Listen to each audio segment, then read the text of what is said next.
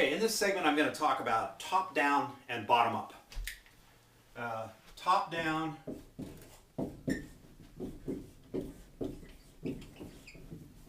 and bottom up.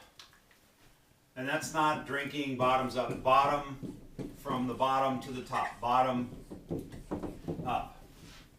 So what do I mean by top down? Well, top down is having a product that's got a high price point that you can downsell when people decide that it's not for them, it's not a right fit for their finances, for their level of risk aversion, and so they want a lower starting point. You show them a lower starting point, but you begin at the top.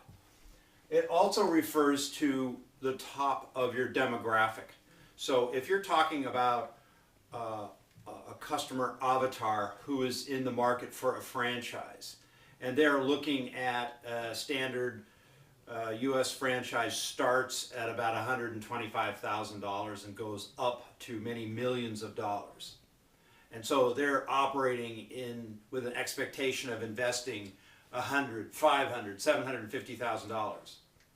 And then you show them a business where it costs them $500 to get started, where it costs them $100 to get started. Well, there's a mismatch. They're not going to talk to you. They're not a candidate for what you're doing.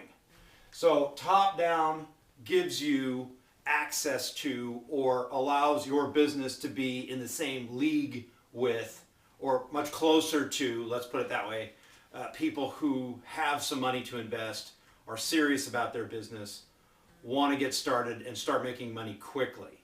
Don't want to mess around with a more what they perceive as a hobbyist business. Bottom up is the opposite of that. Bottom up is being able to start somebody all the way down at the bottom. No working capital, zero to start with. And most businesses in the referral space don't give you either. They don't have a tall enough top and they don't have a low enough bottom. They're not going to give the time of day to somebody with talent and ambition and fire in their belly and speaking skills and maybe selling skills and closing skills and even have some influence, but doesn't have any working capital whatsoever to start with.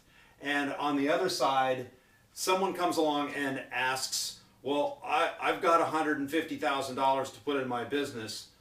What can you do for me? Well, you're going to stare at them in most cases. You don't want to stare at them. You want to be able to do something with that prospect. Otherwise, you just wave goodbye and they're off to buy the Burger King franchise or whatever. So top down, bottom up, it's the extremes of the continuum of your business, and you should reach for those two extremes in my view.